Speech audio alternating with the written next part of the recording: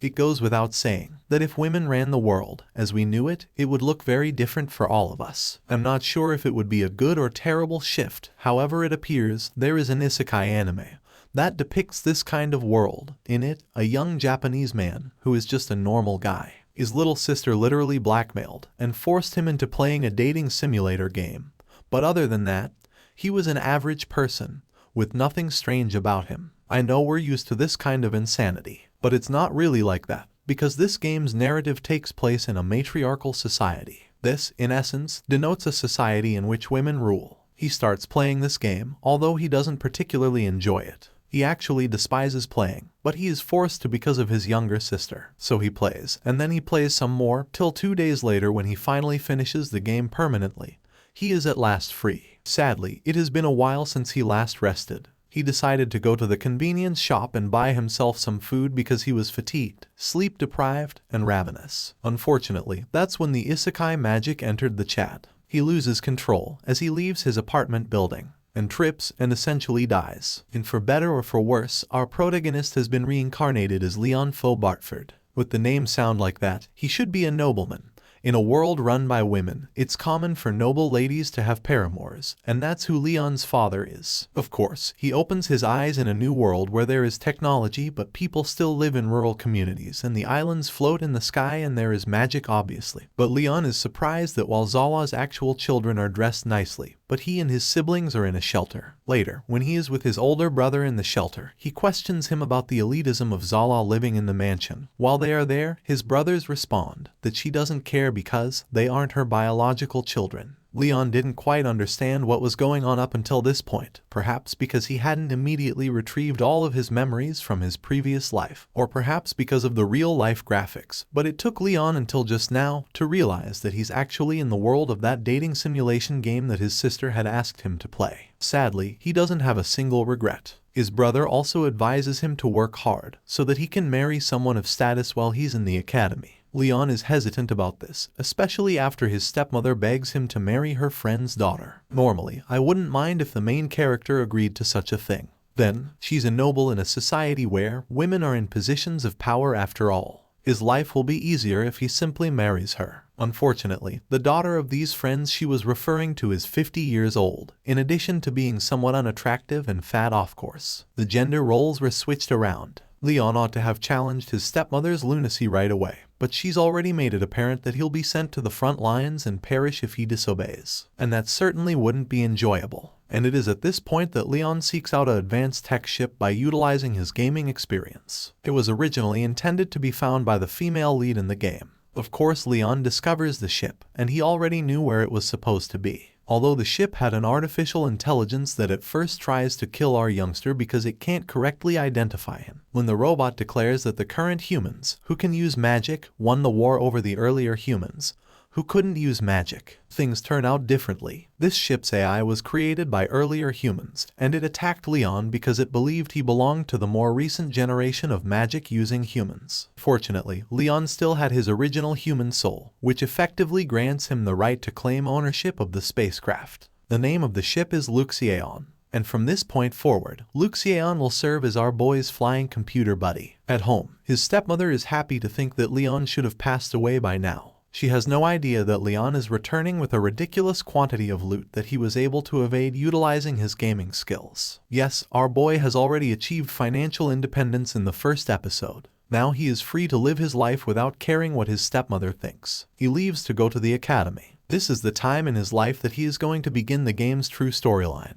Or to put it another way, this is where he will meet the other characters with whom he has already interacted in the game. He informs Luxeon that all he has to do to live happily ever after is find a suitable woman. Sadly, because of how he's creating a tourist hotspot on an uninhabited island, he is now a baron and must search for a noble wife who at least shares the same status as his stepmother. The game's actual protagonists, Prince Julius and his pals Jilk, Brad, Chris, and Greg appear before Leon while he is still on location. And the protagonist of the game's story essentially decides which of these 5 men she will marry. Additionally, there is Angelica, the alleged antagonist. She is really wealthy. In reality, Prince and Angelica are already engaged, which is why Angelica hates that the prince interacting and having a relationship with Marie. The prince responds, however, that she is only his fiancée and has no business interfering in his social life. The intriguing part of this is that Marie isn't the game's main heroine. Instead, another character does. Leon eventually finds the real heroine of the story. Olivia is a commoner who is enrolled in this university on a scholarship.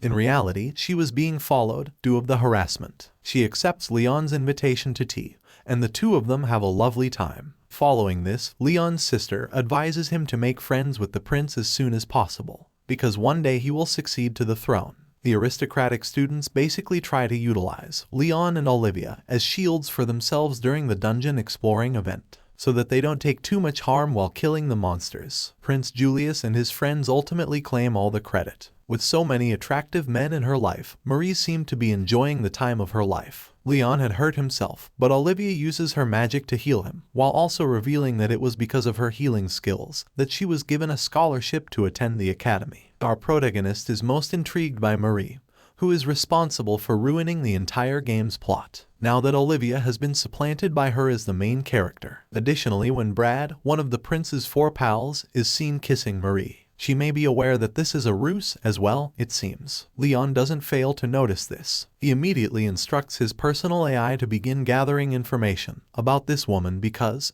for all he cares, she may as well be a reincarnation just like himself. Later, at a party, Angelica makes a public admission that she saw Marie holding hands with a different man. Marie is essentially involved with all of them, and she wants the prince and his companions to be aware of it. If you can believe it, this infidelity doesn't cause any drama. Yes, the prince's friends like Marie, but the prince claims to be the one who cherishes her most. When Angelica hears this, she immediately challenges Marie to a duel in order to stay current. The situation was intriguing, so all 5 lover boys of Marie volunteer to represent Marie in the battle. It appeared that no one bothered to stand up for Angelica. In addition, Leon was previously aware that Angelica's story doesn't end well. She'll be humiliated and marry an abusive, insecure man. Leon may have preferred to keep a low profile, but he was unable to ignore this. He volunteers to be Angelica's champion and steps forward. He also says he'll take them on, which means he'll face off against each of the 5 of them individually. If Marie wins, according to Angelica, she should avoid Prince. When Marie responds that she wants Angelica to stop bullying her, Leon was now persuaded after hearing this that Marie is another person who has been reborn in this world as he was. On the day of the duels, when everyone is wearing battle armor and Leon is wearing arrow guns, the other students try to make fun of him for wearing such unusual armor, but they don't realize that he's actually a main character. Leon notices how students are betting on him in the days leading up to the duels,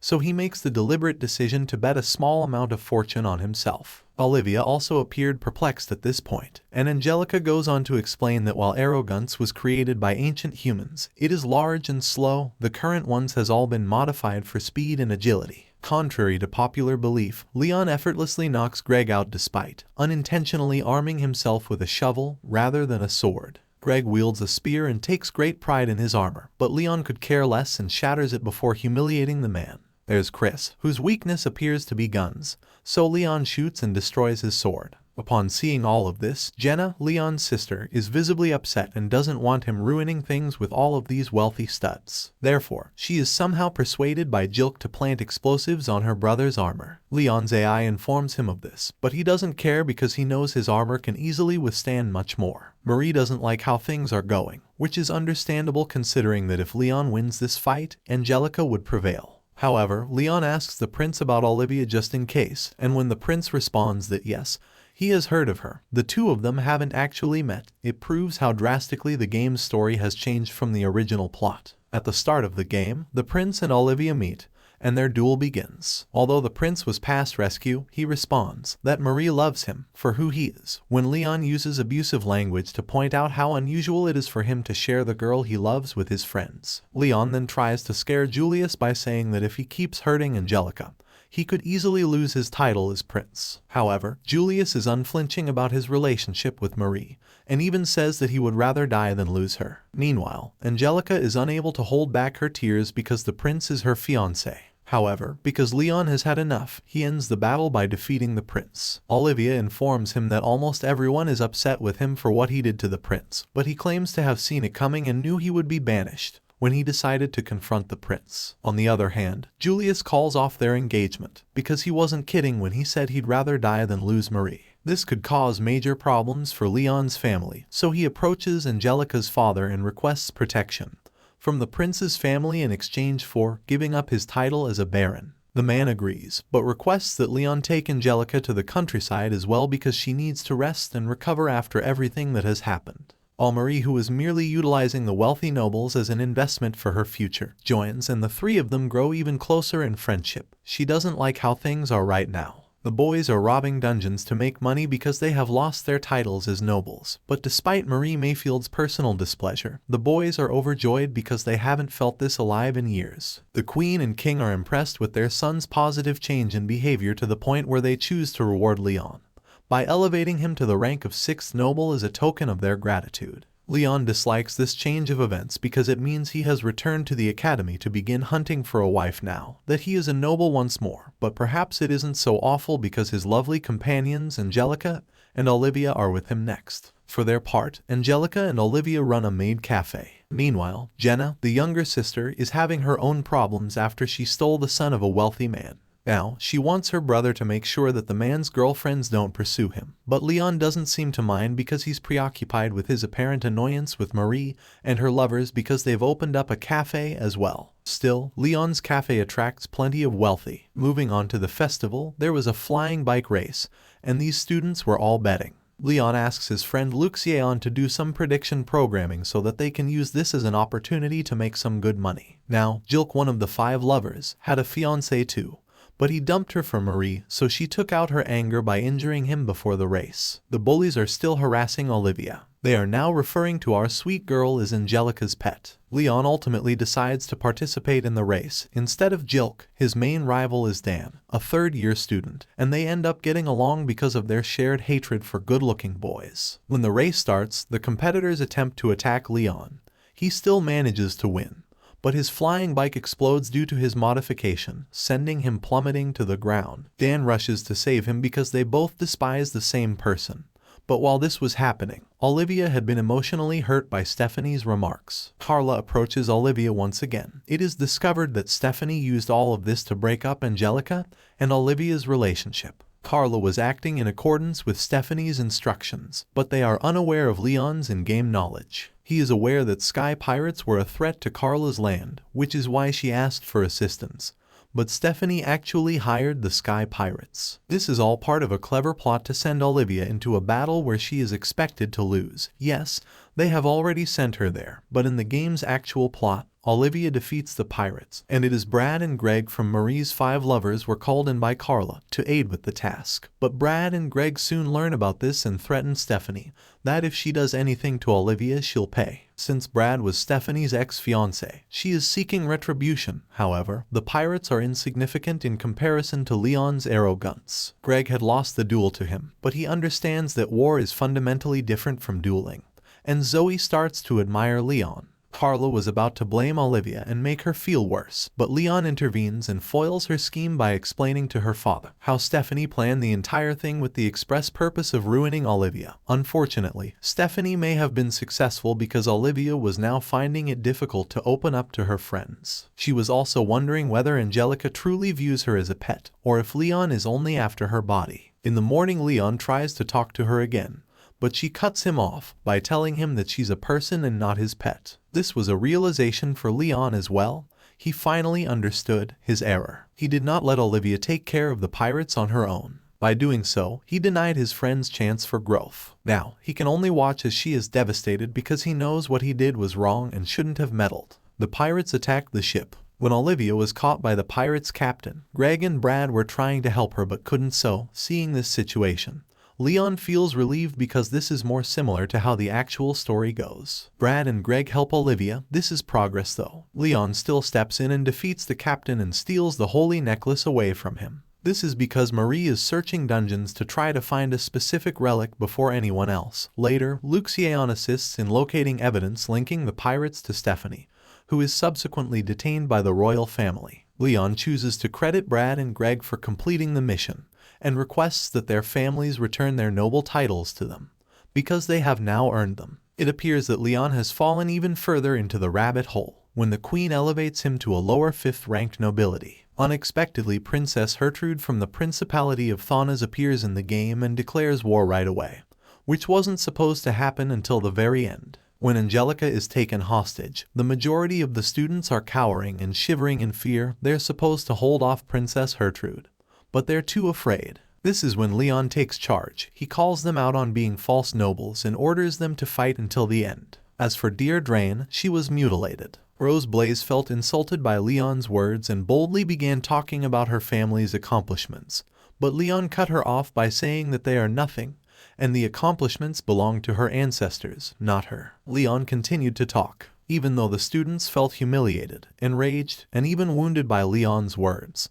They eventually came together in the desire to fight back. The commander fires on their ship, but the white elemental blessing charm Leon had given Olivia ends up activating her dormant saint powers, which then allows her to create a shield around the ship. Leon himself makes Olivia promise that he'll save Angelica no matter what, and leaves to save Angelica. But Princess Gertrude sends her monsters after him, which she can control using her flute. Olivia shields everyone from the bullet that was fired. Leon is pleased by this as he invades the enemy ship, manages to free Angelica, goes after and captures Princess Gertrude, and removes the commander's trademark mustache in retaliation for bullying him. Princess Gertrude was controlling the monsters, but now that she's been captured, she releases them.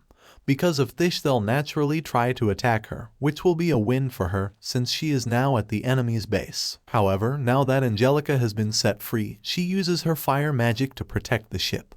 After Olivia passes out from exerting herself too much, Angelica tells Olivia that she is stronger than she thinks and that she has never held them back, not even once. When things become hectic once more due to the war, Olivia tries to protect Angelica but fails. And then Olivia finally lets out what she's been holding in all this time. Even though they were still in the middle of the war, Olivia manages to muster up the courage to confess her love for Leon in a sweet and wholesome moment. However, there is still a war going on. Conveniently, Leon's main ship eventually arrives to save the day. Leon then pilots arrow guns and fights the Black Knight and wins the battle. The commander was now desperate and wanted to concentrate all of their military power on destroying everything, including himself. However, as of Luxion's main ship was actually hiding in the clouds, it comes out and destroys their army of monsters, leaving both Commander Garrett and the wielder of the Black Knight, Sir Vandal, in disgrace because they were unable to handle the situation. However, Leon still allows Chris from the Five Lovers to take credit for their victory so he can become his family's heir. Days start to pass, and everything are mostly back to normal. Leon steps up and takes Vandal's renowned sword for himself. The Five Lovers do end up creating a new armor, which Greg pilots it, so that they can challenge Leon. And if they succeed, he'll stop interfering in their relationships. At first, Leon were almost like, well, I guess I'll just lose. Leon just wanted to lose, so that he could then stop having to compete in these duels. But during the battle, Luxion tells him that there is a flaw in Greg's armor that will cause it to explode and kill Greg. Because of this matter, Leon ended up destroying the armor of the Five Lovers. And then there was a ceremony for the heroic deeds of Leon, and he was given the status of Viscount.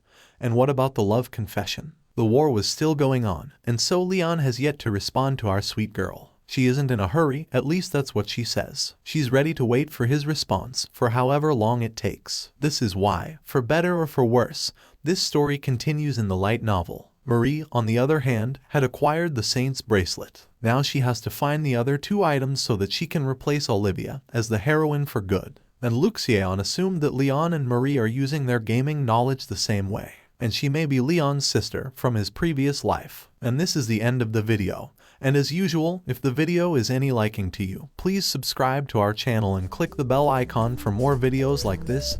Thank you.